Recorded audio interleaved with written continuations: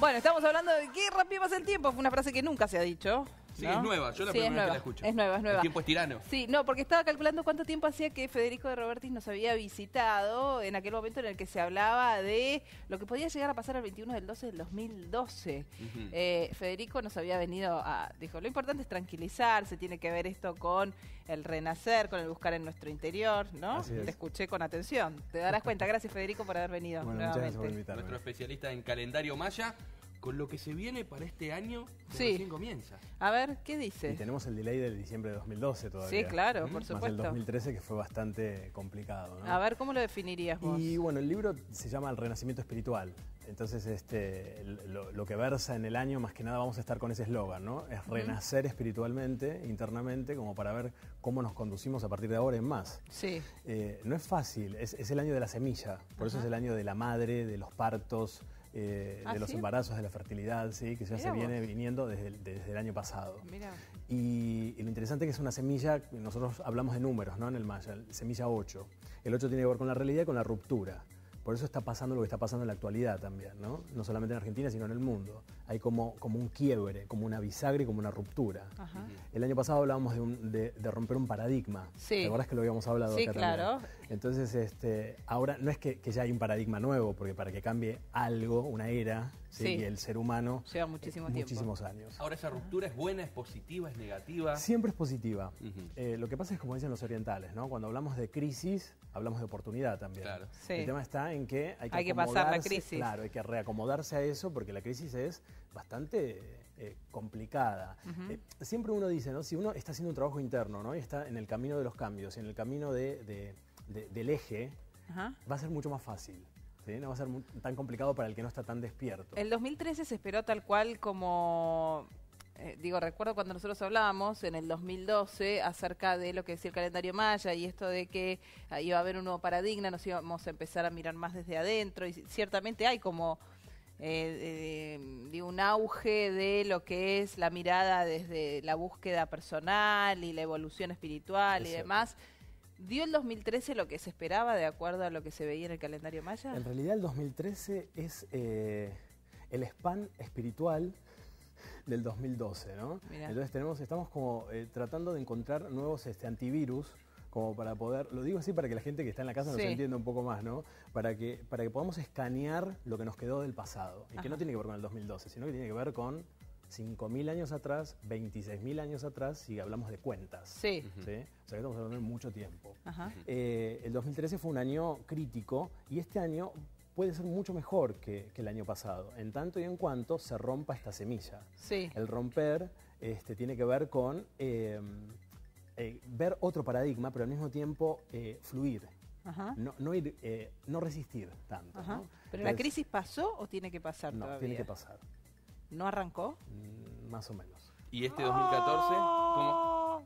La verdad que... Se estima aproximadamente... Está todo bien, vos no te preocupes que va a estar todo bien. La vamos a traer a un mundo con luz, digamos.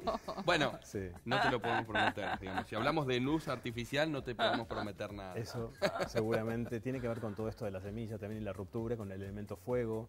El elemento fuego tiene que ver con la electricidad y los campos electromagnéticos están totalmente disonantes. Pero, a ver, cuando vos hablas de crisis ¿a qué nivel?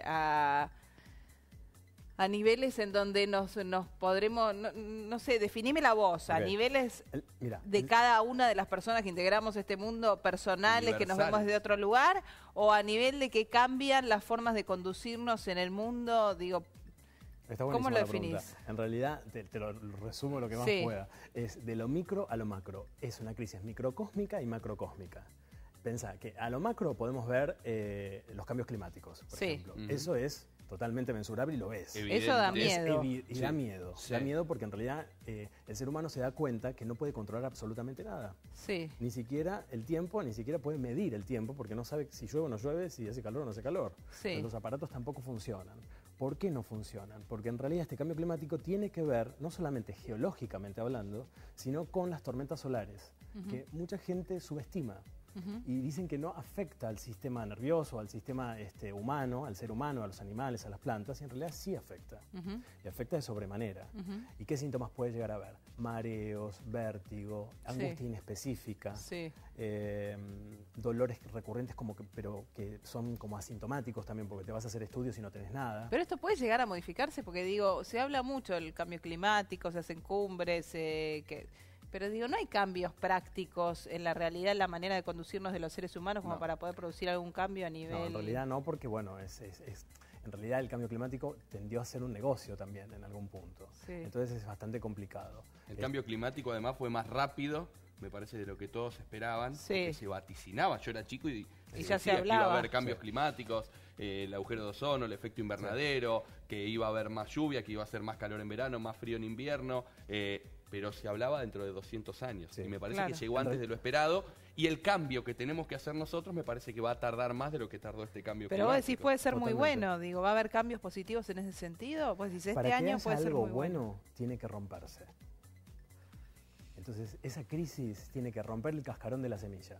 Entonces, rompiendo eso, nace un brote, una flor, una planta, un hijo, una idea, un proyecto, lo que sea. Pero para que realmente nazca algo nuevo y bueno, tiene que haber un rompimiento. O sea, ¿esta crisis tiene que explotar de alguna manera? Sí.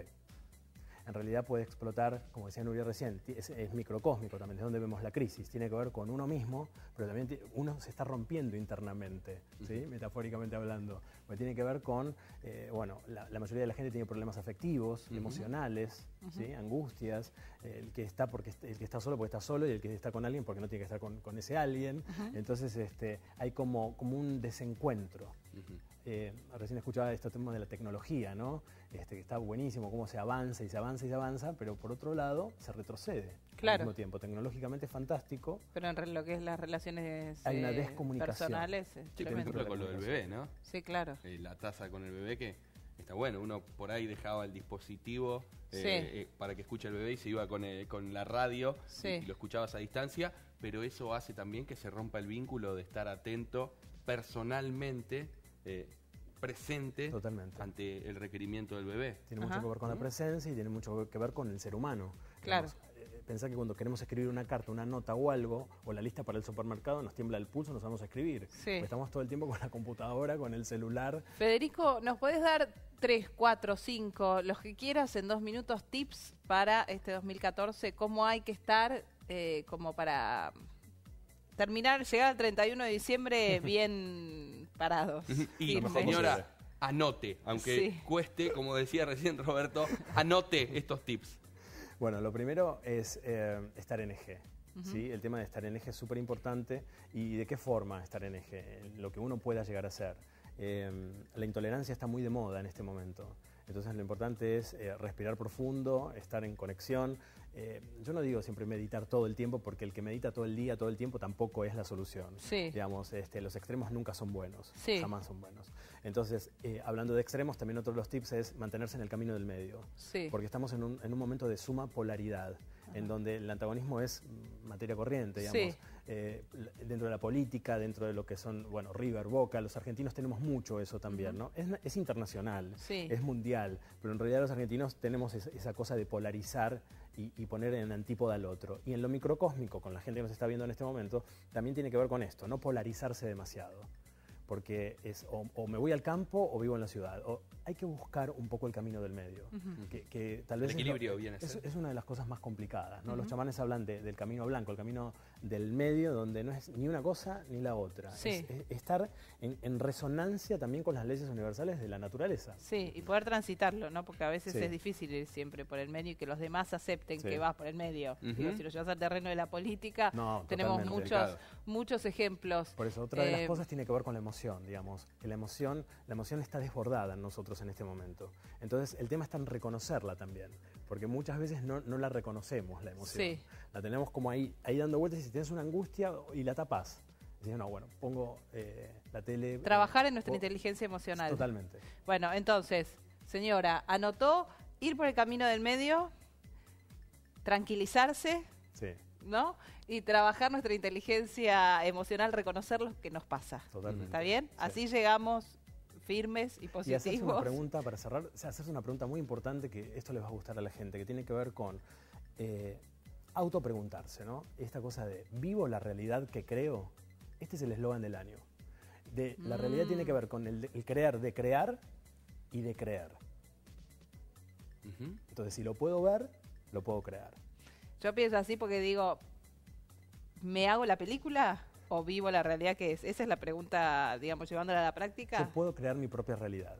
Pero está bueno crear la propia realidad. Sí, no pero para algunos es dañino. Ser artífice de la existencia. Y de su propio destino. Bueno, pero ser artífice es una cosa y ver espejito de colores que quiero ver es otra. Eso tiene que ver con lo negativo de este año, que es no poder ver la realidad tal cual es. Ah, ok. Vos podés ver esa realidad, pero no quedar pegado a eso.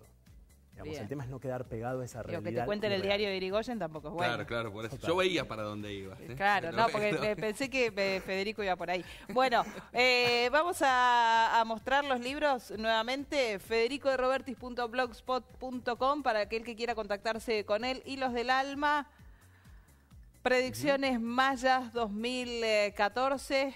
Tenés muchísimos ingresos en los videos de YouTube de banda, Sí, muchísimos. Mucha gente, 2.500 nos dicen. Bueno, en el blog somos ya 2 millones de visitantes. Wow, muy bien. Así que estoy muy contento. Bueno, Federico, gracias por haber venido. Muchas gracias.